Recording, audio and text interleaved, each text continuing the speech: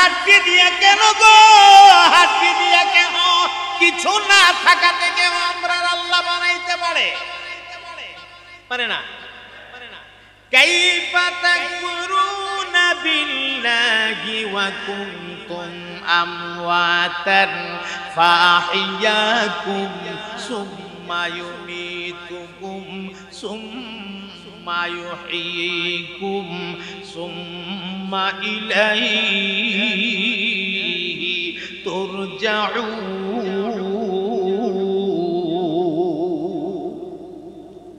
আল্লাহ রাব্বুল আলামিন বলেন, কাইফা তাকফুরুনা বিল্লাহ, কিভাবে আল্লাহর সঙ্গে তোমরা নাফরমানি করো। ওয়া কুনতুম আমওয়াতা, তোমরা ছিলে মৃত্যু। এখানে মৃত্যুর ব্যাখ্যা তাফসীরে আসছে, তোমরা কিছুই ছিল না, কিচ্ছু না।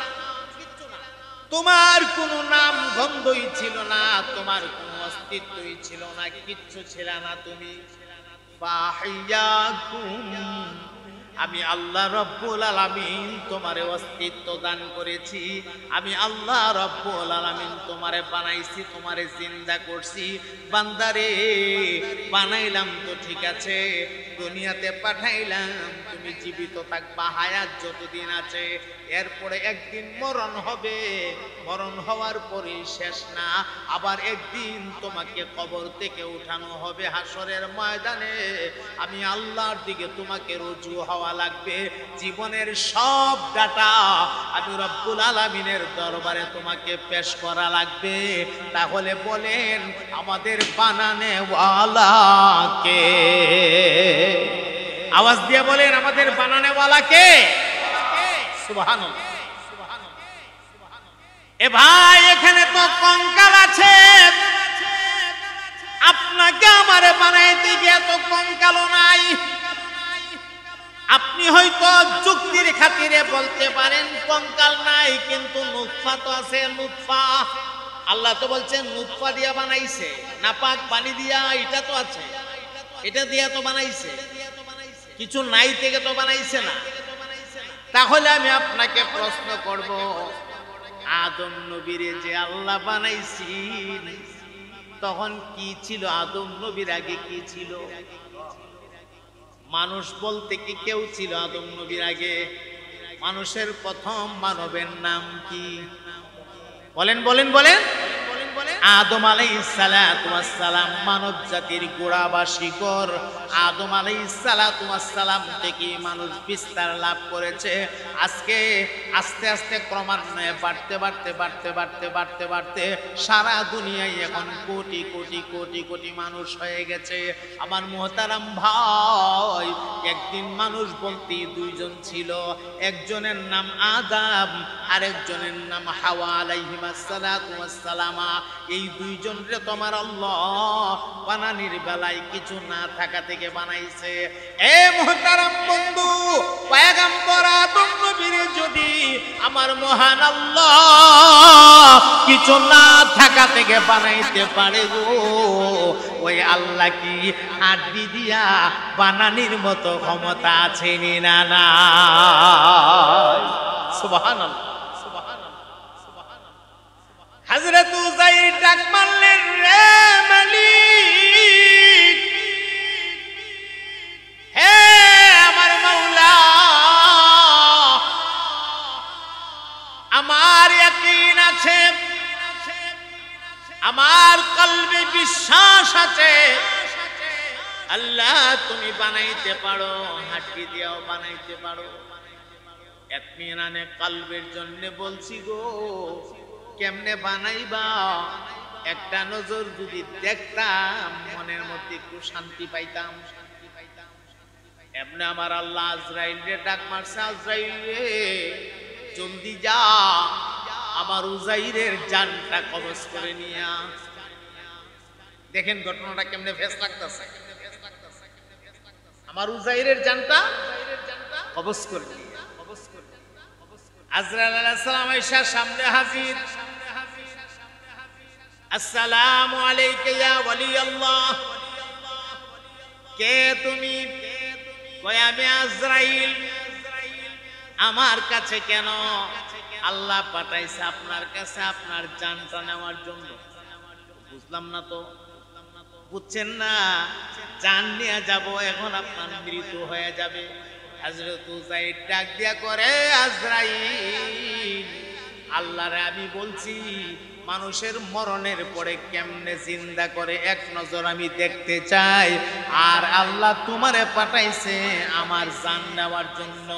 বুঝলাম না, দোয়া যেমন এটা অ্যাকশন না হয়ে রিঅ্যাকশন হয়ে গেছে মনে হয়। দোয়া দিয়ে উল্টো হয়ে গেছে। আমি কইলাম কি আর আল্লাহ করতেছে কি? বুঝতেছে না।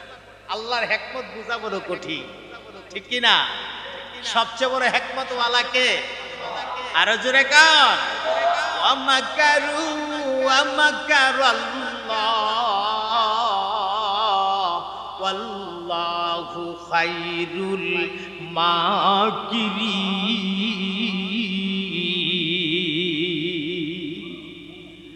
আল্লাহ ডাক দিয়া বলে, রে পৃথিবীর মানুষ, তুমি মক্করবাজি করবা, ধোঁকাবাজি করবা, তুমি একজনের ঠকাইবা, একজনের সাথে তুমি ধোঁকাবাজি করবা, আর নিজের তুমি খুব বড় মাপের ধোঁকাবাজ মনে করো। একটা কথা জান্না রাখো, তুমি যত বড় ধোঁকাবাজি হও না কেন, আমি আল্লাহর কৌশলের কাছে তোমার ধোঁকা জিরু। কথা কয় না?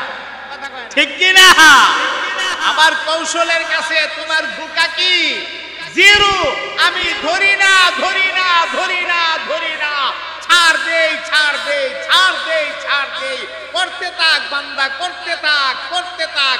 ওই যে আমাদের দেশের বাচ্চারা আকাশে ঘড়ি ওড়া, সুতা ছাড়ে ছাড়ে, ঘড়ি উপরের দিকে যা, আর ঘড়ি মাথা লড়ায় লড়ায় কয় অনেক উপরে আইসা পড়ছি, আর আমি তোমার কাছে আসবো না, আসবো না, আসবো না। মালিকের হাতে সুতার মাথা ধরা, যতই আসবো না বলে না আইসা কিন্তু পারবে না। সুতার মাথা মালিকের হাতে ধরা। আল্লাহকে ছাইরা দিলাম, ওয়ায়ামুদ্দুহুম ফি তুগয়ানিহিম ইয়ামাহুন। বান্দা যা মনের ছাতা করতে থাক, আমি ধরি না, ধরি না, ধরি না, ধরি না। লেকিন যদি একবার ধইরা লাই, ছোটানের মতো, ছাইরা নেওয়ার মতো, ছাড়ানোর মতো আর কোন শক্তি পৃথিবীতে না। কথা বলেন ঠিক কিনা? আল্লাহ ধরে না, কিন্তু ধরে লাইলে বাঁচার উপায় নাই, আর কোন শক্তি বাঁচাইতে পারে না। সুবহানাল্লাহ। হযরত উযাইর কো, আল্লাহ কেমনে বানাইবা? আল্লাহ আজরাইল পাঠাইছে ওনার জান নিতে। এখন উনি টাকো বুঝলাম না কিচ্ছু। আল্লাহ আমি দোয়া করলাম কেমনে তুমি বানাইবা দেখতাম, আর তুমি আজরাইল পাঠাইছো আমারে নিত। আচ্ছা ঠিক আছে, রেজা বিল কাজা, আল্লাহর ফায়সালার সাথে একমত থাকা, এটাই তো মুমিনের লক্ষণ। আচ্ছা ঠিক আছে আল্লাহ, আমিও একমত।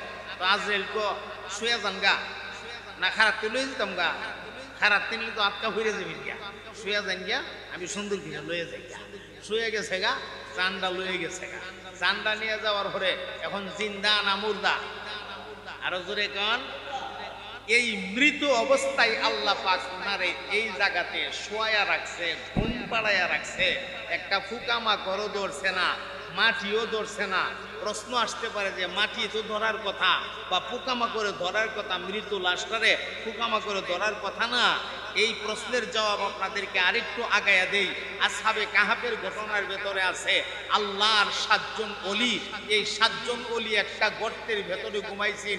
এখানে তো মাত্র 100 বছর, আর সেখানে 100 বছর না 309 বছর ঘুমাইছে গর্তের ভেতরে। এটাও কোরআনের কথা, সূরাতুল কাহাফের ভেতরে আছে। কত বছর ঘুমাইছে? কই ঘুমাইছে? খাডো। কথা কয় না কেন? গর্তের ভেতরে মাটিতে, ঠিক কিনা? গর্তের ভেতরে মাটিতে ঘুমাইছে। কয় বছর? 309 বছর। চিন্তা করে দেখেন, একটা পোকা ধরলো না, একটা মাকড়ে ধরলো না, এরা কোনো সমস্যা হইল না। যে আল্লাহ 309 বছর ঘুম পাড়াইয়া রাখতে পারে, সেই মহান আল্লাহ 100 বছর পারে না। 100 তো 300 থেকে বেশি, ঠিক না? ঠিক গেলে আরে 100 কি 300 থেকে বেশি? যে আল্লাহ 309 বছর পারে, কি আল্লাহ 100 বছর পারে না? পারে। ঘুম পাড়ায় রাখছে 100 বছর। 100 বছর পরে হযরতে উযাইরকে আল্লাহ উঠাইলেন। সুম্মা বাআসাহু, বাআসা ইয়াবআসু শব্দের অর্থ হইছে উঠানো। আল্লাহ কি করলেন? উঠাইলেন, এর মানে জিন্দা করলেন। ক্বালা কাম লাবিস্তা, জিন্দা কইরা আল্লাহ প্রশ্ন করলেন কাম লাবিস্তা, কতদিন এখানে থাকছো, কতদিন? ক্বালা লাবিস্তু ইয়াওমান আও বা'দা ইয়াওম। উযাইর ডাক দিয়া কয় আল্লাহ একদিন অথবা অর্ধেক দিন। ঘুমাইছি তো, খবর নাই তো। ডাক দিয়া কদিন? একদিন অথবা একদিনের অর্ধেক। ইয়াউমান আও বা'দা ইয়াউম, একদিন অথবা একদিনের কিছু অংশ, অর্ধেক দিন। তখন আল্লাহ উত্তর দিয়েছে ক্বালা বাল লাবিস্তা মিয়াতা আম। না রে উযাইর, না না, বরং আমি মহান আল্লাহ তোমাকে এই জায়গাতে 100 বছর ঘুম পাড়াইয়া রাখছি। কত বছর? উযাইর উঠে সেটা চিন্তা করে 100 বছর। আমার আল্লাহর কথা তো মিথ্যা হতে পারে না। আমার আল্লাহ যেহেতু কইতেছে যেহেতু সত্য, এর পর আল্লাহ কও উযাইর তুমি তো মানুষ, মানুষ হিসাবে কিছু দলিল প্রমাণ তালাশ করে, তুমি কিছু দলিল প্রমাণ তালাশ করতে পারো, সেজন্য আমি আল্লাহ কিছু নিদর্শন রাখছি। সুবহানাল্লাহ বলবেন না? আল্লাহ রাব্বুল আলামিন ডাক দিলেন রে উযাইর,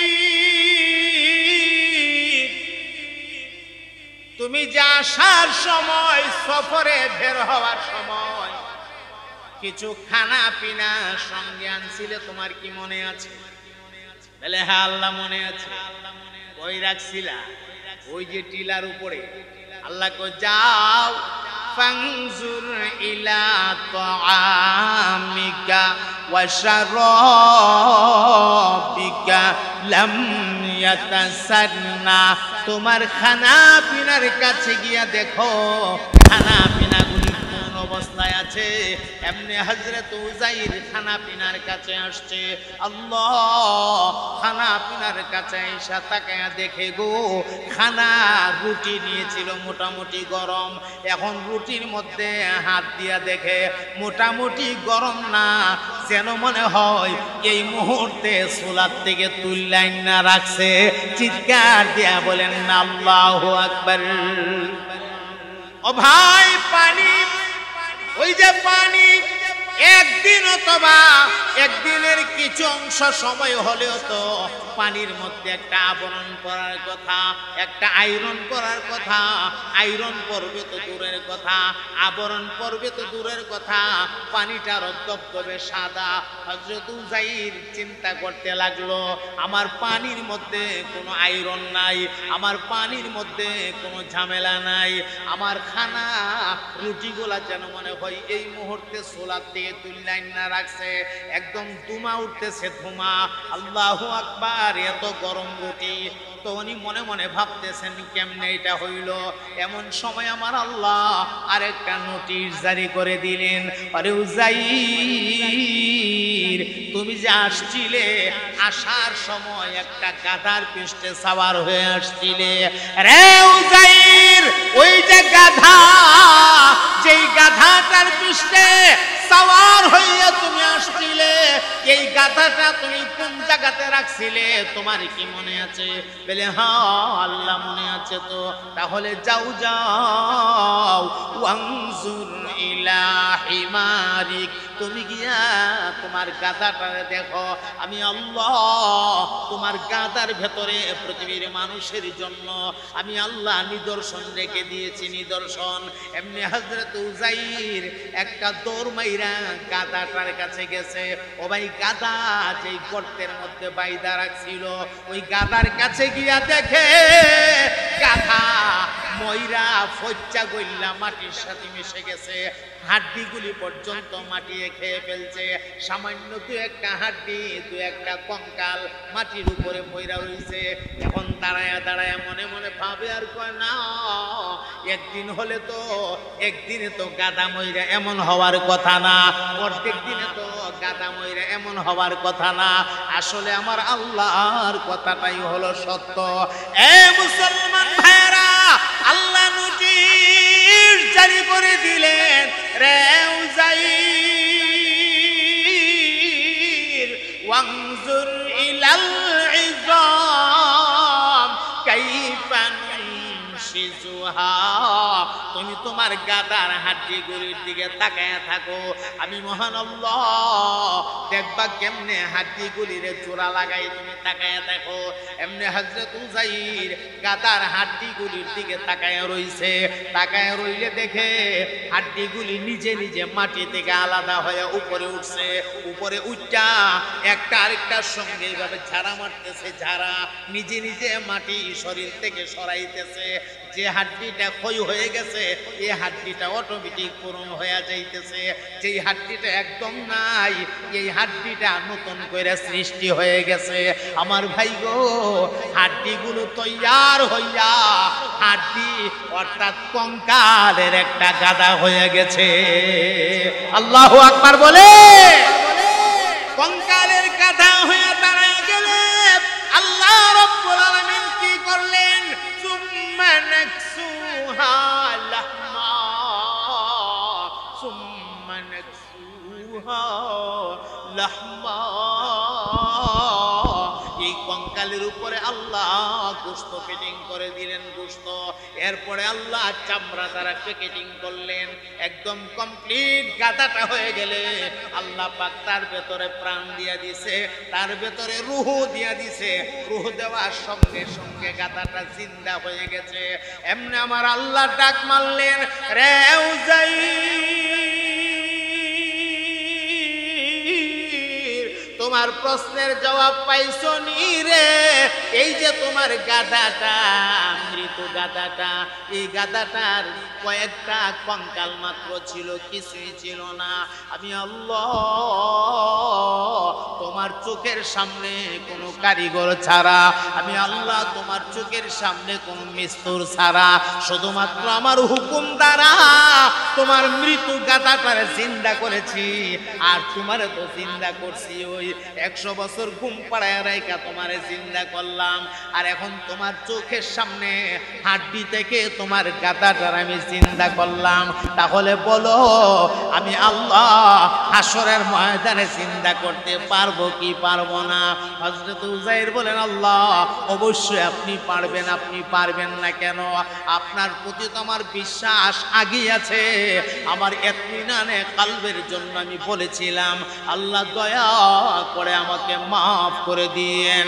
এমন সময় আমার আল্লাহ হযরত উযাইরের ডাক দিয়া বলেন, রে উযাইর, যেমনি ভাবে তোমারে 100 বছর ঘুম পাড়ায় রাইখা আমি আল্লাহ পুনরায় জিন্দা করলাম, যেমনি ভাবে তোমার গাধাটারে তোমার চোখের সামনে আমি মহান আল্লাহ জিন্দা করলাম, ঠিক এমনি ভাবে হাসরের ময়দানে আমি আল্লাহ একটা হুকুম করব, মাত্র হুকুম। আমি শুধু বলবো কোন, আমি কোন বলার সাথে সাথে পৃথিবী সৃষ্টির পর থেকে নিয়ে কিয়ামত পর্যন্ত যত মাখলুক আমি দুনিয়াতে পাঠিয়েছিলাম সমস্ত মাখলুক জিন্দা হইয়া হাসরের ময়দানে উঠে দাঁড়ায়া যাবে।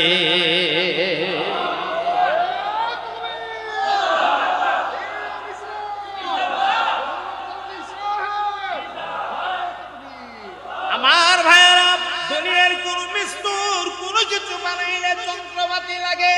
এই যে চেয়ারটার মধ্যে চেয়ারটাতে বসে আমি কথা বলতেছি, এই চেয়ারটা বানাইতে গিয়া কাঠ লাগছে, কাঠটারে রান্না করার জন্য রান্নার একটা মেশিন আছে, এটারে কাটার জন্য করাত আছে, এরপরে আরো যে কত হাতুড়ি আছে, এরপরে 22 আছে, আরো 23, 24, 25 কত কিছু যে লাগে, যন্ত্রপাতি ছাড়া কোনো কিছু বানানি সম্ভব না। আজকে যে মাদ্রাসার ঘর বিল্ডিং এর ভেতরে আপনারা বসা, এই বিল্ডিংটা বানাইতে গিয়ে একটা মিস্ত্রি লাগছে, মিস্ত্রি ছাড়া এই বিল্ডিংটা হয়ে যায় নাই। কিন্তু আমার মহান আল্লাহ এমন একটা মালিক গো, যেই মালিককে কোনো কিছু বানান লাগলে মিস্ত্রি লাগে না। এ ভাই, এই সামান্য একটা বিল্ডিং ছাদটারে দাঁড় করে রাখার জন্য ফিলার লাগছে, ফিলার গুলির উপরে, বিম গুলির উপরে এই ছাদটারে দাঁড় করে রাখা হয়েছে। বিম গুলি ছাড়া ছাদটা থাকবে না। কিন্তু তাকে দেখেন, আপনার মাথার উপরে আসমান, এই আসমানের উপরে কোরআনের বর্ণনা আছে আরেক আসমান, সে আসমানের উপরে আছে আরেক আসমান, এমনি ভাবে আসমান আছে 7টা তবকে তবকে। কত বড় মহান মালিক গো, সারা দুনিয়া খুঁজা আসমানের একটা ফিলার পাইবেন না। ফিলার ছাড়া আসমানটার উপরে রাখতে পারেন যিনি, তিনি হলেন আমাদের আল্লাহ। কথা বলেন ঠিক কিনা? দুনিয়াতে যারা নাস্তিক মতবাদ লালন করে, এক নাস্তিকের কথা আমি শুনছিলাম, হুজুরের বয়ানে ফুল দইরা বলতেছে নিচের থেকে কোনো খুঁটি নাই, কিন্তু তোমরা জানো না উপর থেকে টানা দেওয়া আছে, টানা উপর থেকে বেলা আসমান টানা দিয়া রাখছে। আমি ওই নাস্তিকের কাছে প্রশ্ন রাখতে চাই, হ্যাঁ মানলাম, তর্কের খাতিরে তোমার কথাটা মানলাম, উপর থেকে যদি টানা থাকে, আচ্ছা প্রথম আসমানটা টানা দেওয়া আছে দ্বিতীয় আসমানের সাথে, তাহলে দ্বিতীয় আসমানটা কেমনে আছে? বলে এটা তৃতীয় আসমানের সাথে টানা দেওয়া, তাহলে তৃতীয় আসমান কেমনে আছে? বলে এটা চতুর্থ আসমানের সাথে টানা দেওয়া, তাহলে চতুর্থ আসমান কেমনে আছে? বলে পঞ্চম আসমানের সাথে টানা দেওয়া, পঞ্চম আসমান কেমনে আছে? বলে ষষ্ঠ আসমানের সাথে টানা দেওয়া, ষষ্ঠ আসমান কেমনে আছে? বলে সপ্তম আসমানের সাথে টানা দেওয়া। আরে সপ্তম আসমান কেমনে আছে? বলে লৌহের সাথে টানা দেওয়া। আরে লৌহ কেমনে আছে? বলে কলমের সাথে টানা দেওয়া। আরে কলম কেমনে আছে? বলে আরশের সাথে টানা দেওয়া। তাহলে আমার প্রশ্ন, আরশের উপরে তো আর কিচ্ছু নাই, আরশটা মনে হয় ওই নাস্তিকের বাবার মাথাত আছে। কথা বলেন ঠিক কিনা? তাহলে বলেন নিচের থেকে যেমন খুঁড়ি নাই, উপরেও টানা নাই। কথা বলেন ঠিক কিনা? যারা বিমানে সফর করছেন তাদের উদ্দেশ্যে একটা মেসাল দেই। বিমান মেঘমালার উপর দিয়া চলে, যেগুলি লোকাল বিমান আছে, ডোমেস্টিক বিমান, এগুলা তো এমন জায়গাটা যা মেঘমালার খুব কাছাকাছি উপর দিয়া যা, বিমানের জানালা দিয়া তাকাইলে মেঘখণ্ডগুলো দেখা যা, মেঘমালাগুলি দেখা যা। আর যেই বিমানগুলা আপনার দূরে যা, লং জার্নিং এ যা, এগুলা অনেক উপরে চলে যা, 35-36 হাজার ফিট উপরে চলে যা, এগুলির থেকে মেঘমালা দেখা যায় না। আমি নিজের চোখে অসংখ্যবার দেখেছি মেঘমালা, এত বড় বিশাল বিশাল মেঘমালা গুলা মির্চির সাক্কার মতো দেখা যায়, কি সুন্দর চমৎকার যে দেখা যায়। তারা লোকাল বিমানে গেছেন, জীবনে দেখা থাকলে হয়তো আমার সাথে একমত হবেন, এত সুন্দর লাগে। আর মনে হয় যেন জ্ঞান লামাই দিলে আজকে আমি যাইতাম, আমি মনে পড়তাম না, এমন একটা ভাব। আর এত সুন্দর লাগে দেখতে, মনে হয় যে কামড়া খাইলে খুব মজা লাগবো, সাদা ফক ফক করে। এই মেঘমালাটা কেমনে আছে? নিচের দিকে কোনো খুঁটি নাই, উপর থেকে কোনো টানা নাই, মেঘমালাটা উপরে থাকে, এটা নিচে পড়ে যায় না, এই বরফ খণ্ডটা নিচে পড়ে যায় না। হ্যাঁ, এই মেঘমালাটা কেমনে আছে? শুধুমাত্র আমার আল্লাহর হুকুমের দ্বারা আছে। চিৎকার দিয়া বলেন ঠিক কিনা? তাইলে আমরা আল্লাহ পারেনি না পারে না? কষ্ট হইতাছে আপনাদের? আর এই সময়ও বেশি নাই, আর 10 মিনিট, এক প্রশ্ন মাত্র শেষ হওয়ার হতে, আরো রয়েছে কই প্রশ্নের উত্তর। আচ্ছা এখন আসেন ফিনিশিংটা দিই, একটা প্রশ্নের ফিনিশিং দেই। ও ভাই, তারা দুই ভাই, এক ভাইয়ের নাম উজাইর আর এক ভাইয়ের নাম উজাইজ। মনে আছে কথাটা? একজনের নাম উজাইর, আরেকজনের নাম উজাইজ। উজাইজ তো স্বাভাবিক জিন্দেগি যাপন করতেছে, কোনো অসুবিধা নাই, কিন্তু উজাইর সফরে যাওয়ার পরে 100 বছর আল্লাহ মৃত অবস্থায় রাখলো। ওই যে 100 বছর মৃত অবস্থায় রাখলো, দুনিয়ার কোনো কার্যক্রম ওনার মধ্যে ছিল না। এই 100 বছর ওনার হায়াতের জীবন থেকে মাইনাস হয়ে গেছে, মাইনাস। পরবর্তীতে তারা দুই ভাই যদিও একসাথে মরছে, কিন্তু 100 বছর যে তিনি ঘুমায়া রয়েছে দুনিয়ার হায়াতের সাথে, এই হায়াতটার যেহেতু সম্পৃক্ততা নাই, ও ভাই দুই ভাইয়ের মধ্যে 100 বছরের হায়াতের ব্যবধান হয়ে গেছে। এই জবাবটা শুননা ইহুদিরা তখন ডাক দিয়া কয়, সাদ্দাক্তা, ওরে আব্দুল্লাহ ইবনে আব্বাস, যে উত্তর তুমি দিয়েছো সঠিক উত্তর তুমি দিয়েছো। এখন বলেন 2 নাম্বার প্রশ্নটা কি ছিল? ওই জায়গাটা পৃথিবীর কোন জায়গা? যে জায়গাতে পৃথিবী সৃষ্টি হওয়ার পরে মাত্র একবার সূর্যের আলো লাগছে, আর জীবনে কোনোদিন লাগবে না। কথাটা এমন না? বুঝলা লাইছেন? দ্বিতীয় প্রশ্নের উত্তরটা সংক্ষেপে দিয়ে দেই।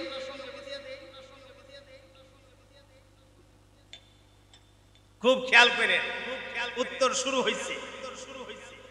وجاوزنا ببني إسرائيل البحر فأتبعهم فرعون وجنوده بغيا وعدوا حتى إذا أدركه الغرق قال آمنت أنه لا إله إلا الذي آمنت به بنو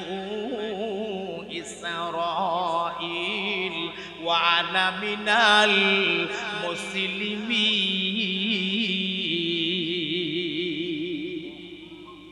আমার ভাইরা 2 নাম্বার প্রশ্নের জবাবটা সার সংক্ষেপ আপনাদের জেহেনে দিয়া দেই। হযরতে মূসা আলাইহিস সালাতু ওয়াস সালাম, পয়গম্বর মূসা কালিমুল্লাহকে ফেরাউন বাহিনীরা যখন দাওয়া করছিল, হামলা করার জন্য আক্রমণ করছিল, আক্রমণ ফেরাউন বাহিনী, পয়গম্বর মূসা নবী তার সাথীদেরকে লইয়া রওনা দিছে। সামনে গিয়া নদী পইরা গেছে, নদী। এমনি আল্লাহরে ডাক দিয়া কো, ওগো আমার আল্লাহ, এখন যে নদী পইরা গেছে গো, আমি আমার সাথীদেরকে লইয়া কেমনে নদী পার হইয়া যাব?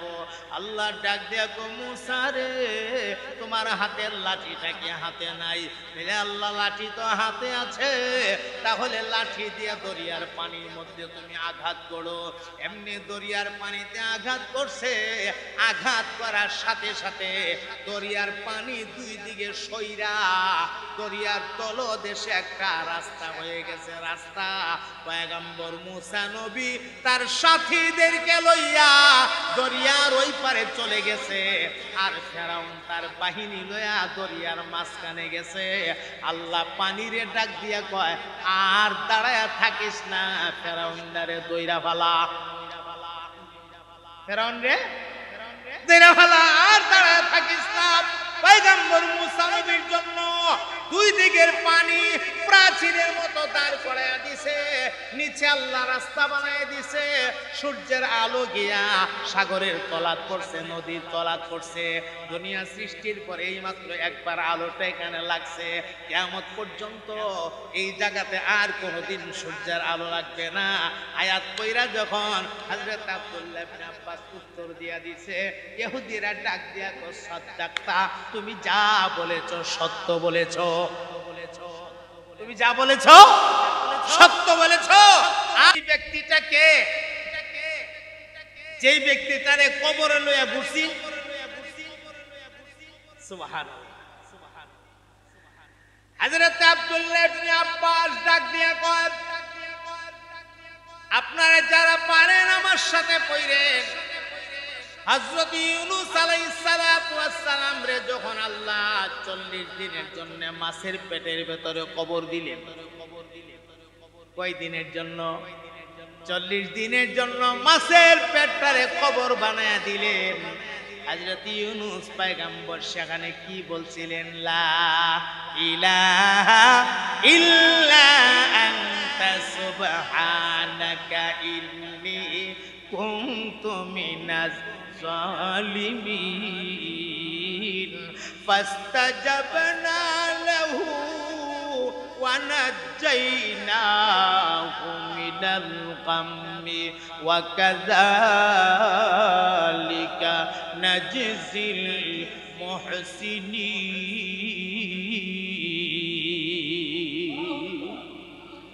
আমার মুহতারাম ভাইরা, আল্লাহর পয়গম্বর ইউনূস নবীকে আল্লাহ রাব্বুল আলামিন 40 দিনের জন্য মাছের পেটের ভেতরে কবর দিয়েছিলেন। কবর এটা বিরাট লম্বা ঘটনা। সার কথাগুলিও যদি শোনাই অনেক সময়ের দরকার। ওই মাছটা পয়গম্বরের লয়া লয়া সাগরের ভেতরে বিভিন্ন জায়গায় ঘোরাফেরা করছে।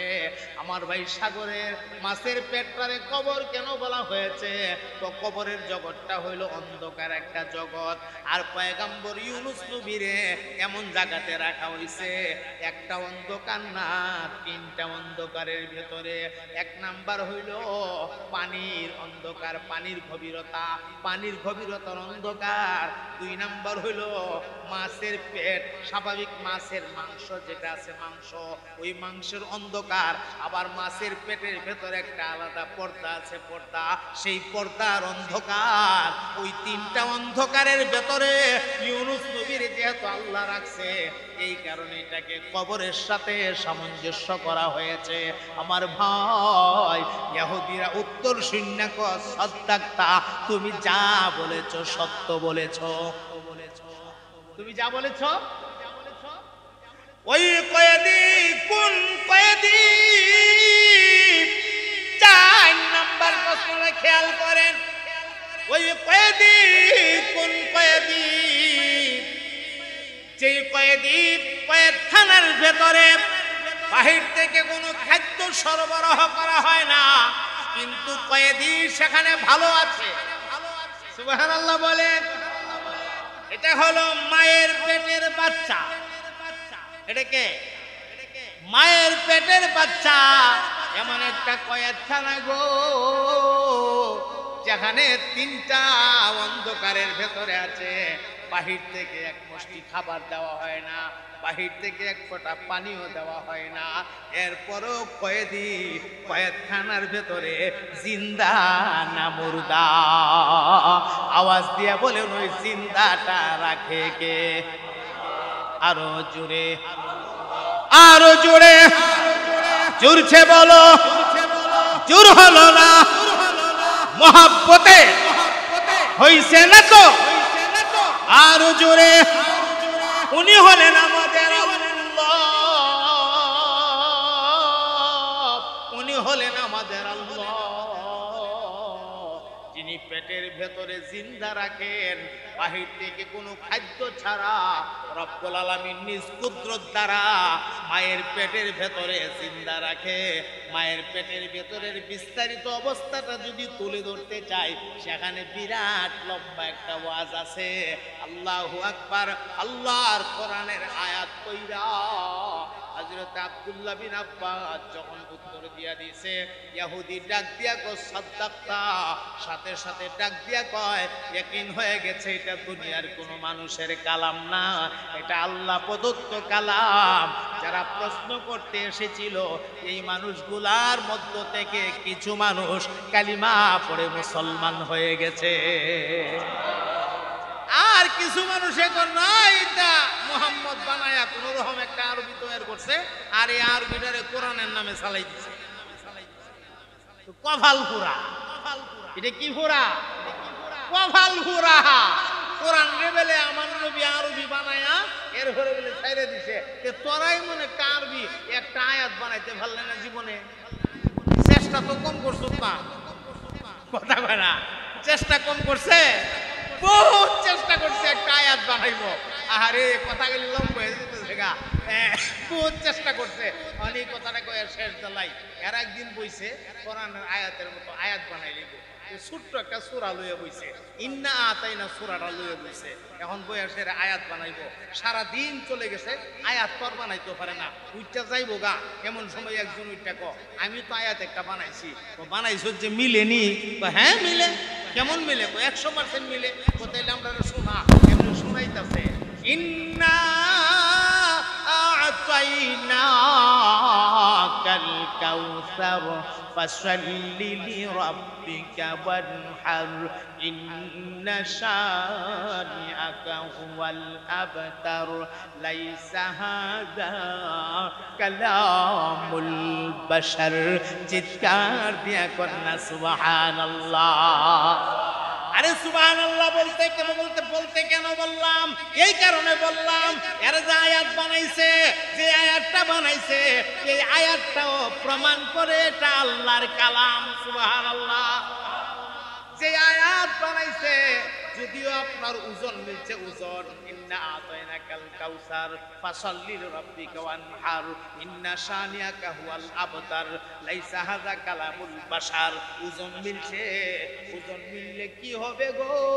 যে আয়াত বানাইছে, আয়াতের অর্থ হইতেছে এটা মানব রচিত কোনো কালাম না, এটা মানব রচিত কোনো কালাম না। আরে মানব রচিত কালাম যদি না হয়, তাহলে এটা কার কালাম? আরো জোরে বলেন, এটা কার কালাম? শুরু করেছিলাম যেই কালাম দিয়া, শেষ করলাম সেই কালাম দিয়া। এই কালামুল্লাহ শরীফের, এই কোরআনুল কারীমের শিক্ষা দেওয়া হয় এই মাদ্রাসাতে।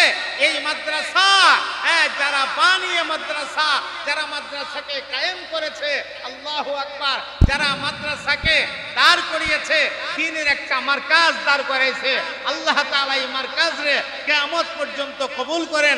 সবাই বলেন আমিন। আমাদের ঐতিহ্যবাহী জামিয়া ইউনুসিয়া মাদ্রাসার সুনামধন্য বড় হুজুর আইসা পড়ছে, একটা নারা লাগাই দেন, নারা লাগাই দেন।